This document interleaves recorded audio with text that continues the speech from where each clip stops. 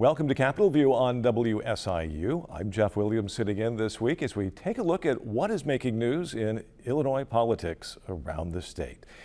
Well, at the top of the news feed this week, Operation Midway Blitz is officially underway in Chicago as hundreds of ICE and ATF agents are taking part in an immigration enforcement surge. We'll take a closer look at that. Plus, we'll check in on the latest updates in Illinois' upcoming primary election. And of course, we'll probably be some other topics as well this week on Capitol View. To help guide our discussion are John Jackson, visiting professor with the Paul Simon Public Policy Institute, and Kent Redfield, emeritus political science professor at the University of Illinois Springfield.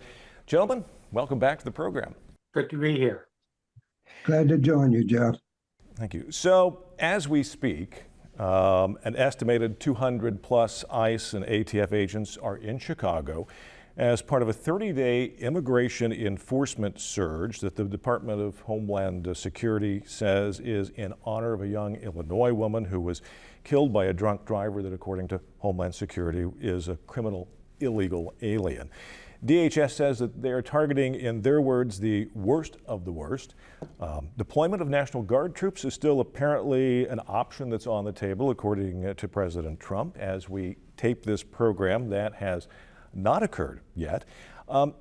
John, we've talked about this before with federal agents and National Guard when they were deployed to California. You've been watching what's unfolding currently in Chicago. What's your initial reaction? Well, the background is Chicago's been in the news now for weeks, and partly stimulated by what happened in Los Angeles. And just for a brief review, the questions on the legal justification of all of this are still up in the air, although they're somewhat settling down now. Just what authority is the president acting under? And it stems from the fact that the Posse Comitatus law, which is well over 100 years old, says that federal troops, the military, cannot be used as a sort of a national police corps. They cannot be used for local law enforcement duties. But the president's been trying to get around that. He's occasionally referred to the Insurrection Act, where he does have some limited abilities. He's at times talked about the fact that he's commander-in-chief. And sometimes he just says, I'm the president, I can do what I want to.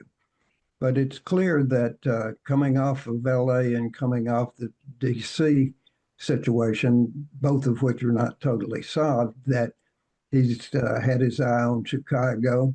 And I want to read you this quote that sets the stage regarding Chicago. He's been opposed to Chicago and onus for ever since he's been running for president in the first term. But this is a September 7th quote. He said, there's no place in the world, including you can go to Afghanistan, you can go to any of the places that you might think of. They don't even come close to this. Chicago is a hellhole right now. Well, that's pretty provocative, and it provoked the governor, J.B. Pritzker, to say, the president of the United States has declared war on a state. We've been going from there downhill in the rhetoric, but not sure what all the problems he's had with Chicago. Some think it's because of Trump Tower, and he did have a couple of cases where the city made him, number one, reduce the size of the sign on the side of Trump Tower, and number two, stop polluting the Chicago River. But he's certainly taken an interest here. And the possibilities ranged from bringing in the National Guard and federalizing the National Guard, as he did in California, and then again, as he did in D.C. D.C. is a little different because he's clearly got way more leeway, being that it's a federal city and only he can mobilize the National Guard there. But we've had National Guardsmen from West Virginia, Ohio, Louisiana, Mississippi, and Tennessee, all pounding the beat around the monuments in downtown Washington. And of course, he's claimed great results from that, including last night going out to eat just to demonstrate how safe Washington's gotten since he's done this. So all of that is the background. The governor said we do not need federal troops. We do not need an intercession here by the president. The mayor said the same thing. All the prominent Democrats in office said the same thing. And we're finally beginning to get this play out. And it seems to me that sending in ICE and specifically designating that they're going to concentrate on just the illegals or the undocumented is a narrowing of the mission. And so this may be more practical, actually. If you think about it, the Loop would have been the most likely place to send them. And yet Chicago is 3 times geographically bigger than DC, and it's 12 times bigger by population. So you're going to send them to the Loop, or you're going to send them out to the east or to the west side or the south side, where most of the crime is. All of that's totally unclear. But if it's just ICE and if it's just rounding up the undocumented, then I think maybe the mission has narrowed some, but we will see whether it also expands. I will conclude by saying I think this is really fraught with problems, because particularly if you had federal troops downtown Chicago or even out in the areas where the most people live, you've got the possibility for a real tragedy happening, and things get out of hand in a hurry, it seems to me. Yeah, the governor has reiterated that he's not going to ask the president to send the National Guard in.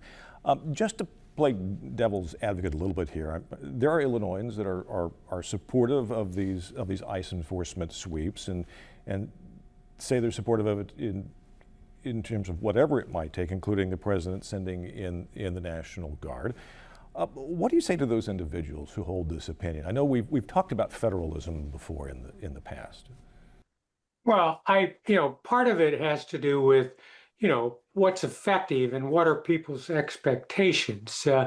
When the president talks about, rounding up the worst of the worst, going after people who have committed crimes, have outstanding warrants, you find, pretty wide acceptance. No one's in favor. No one's pro violent crime. I mean, that's not a surprising result. On the other hand, you drill down into this, and when we're talking about enforcement actions that involve, picking up grandma who's been here for 30 years and has children that are, born in the United States and are citizens, then the support for this wanes quite a bit and very quickly. And so it's a matter of how it's done. Doing the criminal investigations, the enforcement actions, people that are fleeing arrest warrants, that takes time, energy, resources. That's not flashy. That doesn't give the president's key advisor on this, Stephen Miller, the kind of numbers that he would like, 30,000 or 3,000 a day and, $1 million a year. And so, you've got people within the administration definitely working at cross purposes. The person leading the effort for ICE is, he'll do whatever is appropriate in terms of, whatever he's told to do in terms of the role. He's not particularly, doesn't seem to have any concern about whether, this is a gang member or, again, grandma. But, the overall optics are better if you're either, doing high profile cases like the one that they were mentioning that we're doing this enforcement. He would like, there are certainly people within the administration that would like to see a replay of Los Angeles, where you saw a surge of immigration enforcement, demonstrations that at least partially turn violent, and then that's a justification for bringing in the National Guard. And so, I don't want to make this look like this is all planned out in terms of this. There's a lot more serendipity going on in terms of how these things unfold than there are careful, we're going to do step one, step two, step three. So, and the other factor is the president continues to spread himself very thin. He's talking about Baltimore, he's talking about New York City, and the more that you are raising the specter of the National Guard, the more it looks like just kind of crying wolf. And so it's a pretty fluid situation. I would be surprised, absent any kind of a demonstration that turns violent, some type of something that would threaten a federal facility, that you're really likely to get activating the National Guard. And for his base, he gets about as much mileage out of talking about it as he does actually doing it. So this is wait and see. We'll see whether that we get out into the communities and what kind of presence we have. And again, the optics can be mixed. I mean, you're arresting a person that has multiple felony warrants. That's good. That makes for good TV. If you're hauling away the father with the crying children in the background, not so much in terms of the effective TV. So, this may end up being a lot of to do about nothing, and Gaza or Ukraine may pull all of the attention away. It's really hard to tell. No, we will certainly wait and see, and a lot of eyes are certainly on Chicago. As we're waiting and seeing, the calendar keeps advancing. The March primary is just around the corner. Many races up and down the ticket are continuing to take shape. Obviously, Senator Dick Durbin's open Senate seat, the race for governor, race for controller, among those that are generating a good deal of movement and maneuvering. Kent, as you watch the various races taking shape, is there anything in particular that stands out to you? Well, it is a very fluid situation at this point, because you have these opportunities that have not been there. I mean, Durbin stepping down triggers congressional incumbents to throw their hat in the ring. That has a multiple impact on legislative races. The comptroller deciding, we assume she's going to run for mayor, opens up a statewide office that, again, when you're stuck with all of these Democrats at the top, and a lot of them have been there for a while, there's a lot of pent-up ambition among politicians to see whether or not they can play on a larger stage. I think someone was mentioning there were like 19 possible candidates for the 9th district, I think they were talking about. And, all of those are not going to last all the way through, a serious effort. It puts pressure on the funding base, because you're spending money and the parties are not nearly as powerful. The state parties, the county parties, local parties.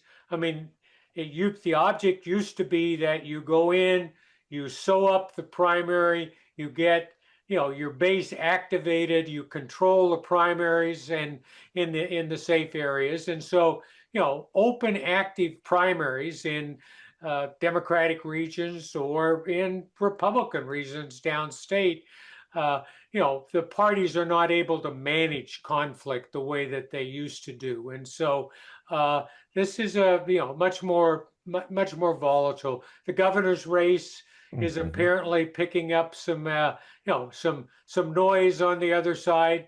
Darren Bailey, who lost 4 years ago, has indicated he's ready for another run. A new candidate, Dabrowski, who was, I think, is the president of WirePoints and is associated with, or has been with the Illinois Policy Institute, self-funded, $250,000 to blow the caps, has a big contribution from a donor that gave money to Bailey last time. And, this is high profile stuff. The governor has spent in excess of $100 million twice to be elected governor. Darren Bailey, with independent expenditures and what he was donated, was upwards to, $40–50 million last time around. These are really high ticket kinds of when you get to the governor's race. With interesting demographics, because almost 60% of the Republican primary vote comes from downstate. And yet you cannot win with downstate votes. You've got to win or reclaim some of the Republican base in the suburbs.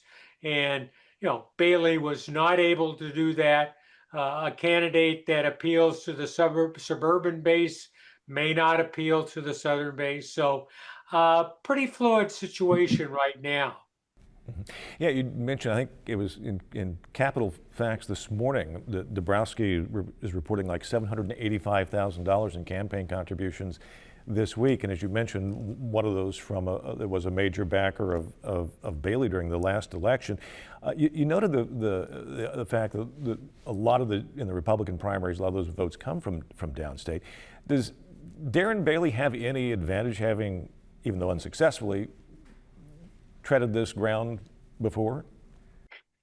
Well, everybody knows who he is, and that's the good news and the bad news in terms of the Illinois electorate. I think that's pretty clear. He doesn't have to spend the money for name recognition that he did before, but he got a huge assist from J.B. Pritzker by running ads complaining about how conservative he was before the Republican primary. And so Richard Griffin's $50 million for the mayor of Aurora turned out not to be a good investment. Yeah. Well, as a backdrop to all of this, obviously the midterm congressional redistricting efforts kind of continue in many states. Republican-led efforts in Texas and Missouri, I think, have already pretty much taken the necessary legislative action to begin that process. I think Indiana potentially is looking at doing the same thing. Democratic-leaning states like California, I think Massachusetts, are looking at taking similar actions. Governor Pritzker has threatened to initiate similar actions in Illinois. John, what is the end game of this redistricting dance that seems to be going on leading up to the midterm congressional elections? Well, most directly, it's control of the House of Representatives. And just a little backdrop here, the Constitution requires redistricting every 10 years after the federal census, and that's when it's always done. I want to stress this is unprecedented for trying to change the rules of the game, particularly halfway through the decade. It was all set off apparently by a phone call from President Trump to Governor Greg Abbott in Texas.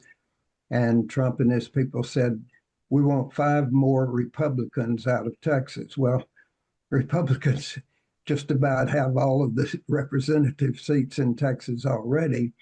But Greg Abbott agreed, as he always does with president, and they set out and they redistricted Texas. And they did it with real possibility now of flipping 5 more seats. And this is important, just background. Midterm elections since the turn of the century have produced plus 25 on average for the out party. Now, there's lots of reasons we could go into why that is almost a law, but it's certainly a probability. So the Democrats only need 5 seats, and 25 is the average. So it doesn't have to be a blue wave. It has to be only sort of an average, less than average kind of outcome. And that 5 seats right there could do it. But now our neighbors to the west of us, Missouri, did the same thing. they're trying to reduce the 2 Democrats out of 8 in the House from Missouri down to 1. And they spent this week doing that. And apparently there's only going to be one in one of the urban areas, either St. Louis or Kansas City, and that one will be a predominantly Black, and there won't be any more Democrats out of an 8-person. Now, Missouri Republicans are stronger than Republican Democratic representatives are, but they're not that much different. And the same is true with Texas. There are some Democrats in Texas and Missouri. Now Indiana's looking the same thing. Vice President went over there and visited and urged them to do that. I will say the court could have settled this long ago, and they've refused to do so. The court is supposed to be the referee on things like equal protection, and this is clearly an equal protection kind of situation. And the court has consistently said we're not going to look at partisan redistricting. You'll just have to sort that out between you, the governor, legislative branches, and whatever you do is all right with us. I think the U.S. Supreme Court has been completely derelict in not taking that issue on, because there are ways you can ensure, or at least come closer to ensure, equal protection for the minority party and for minorities often, as it turns out. Illinois has threatened to do the same thing, but it's not a realistic threat in Illinois. We're already 14 out of 17 Democratic in this state. You start tinkering around trying to get 2 more, 3 more, whatever, you start jeopardizing 3 incumbents who are not totally in absolute lead pipe blue districts already. And so I think it's not going anywhere in Illinois. I think it has gone somewhere in California, but what California did is much different from what Texas did, and it's not at all clear that the people will do what the governor asked them to do. So California is not a realistic possibility. So anyway, the rules of the game are being played with for very partisan purposes, and President instigated it to try to change the outcome. Yeah. This week, the Illinois League of Women Voters endorsed the Fair State Maps initiative in Illinois. Now, that wouldn't have any impact on congressional redistricting, but would potentially change the shape of the maps in future state races. That effort ran into some legal hurdles the last time it was tried. John or Candy, the one of you, is there an interest, you think, in having an independent commission draw lines in the maps in Illinois? Yeah, because of what the Illinois State Supreme Court said, and this is a limited initiative under the Constitution. It has to deal with structure and process of the General Assembly. They've been very strict in terms of how you have to make this work, and that it has to ultimately be, within the legislative article. That limits what you can do. What you have is, in order to say we don't want partisan politics, we don't want the legislature or the governor having a vote on what this map looks like, you've come up with criteria that are essentially negative. They're very sterile and negative criteria. It's not about this is how we get good representation.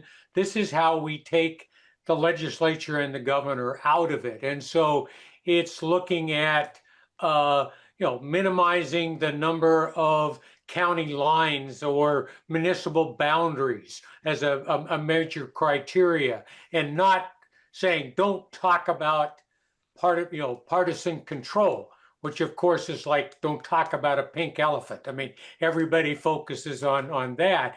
And so, it's not, you have no criteria in there that says this is what you need to look at to maximize representation. And so there's no particular logic that says you should put Champaign and Urbana in one House district or 2 House districts, which we've done it both ways for partisan advantage. But you can't look at that initiative and say, here's the logical reason why X or Y is better. So do you flip a coin to decide whether, how you're going to divide up the territory in Champaign County? It's that's why this is just a cul-de-sac that everything is pushed into. Makes no sense. John is exactly right. The Supreme Court needs to go in, clarify, make this positive rather than, just a negative exercise. All right. Well, gentlemen, as we often do, we run out of time before we run out of things to talk about.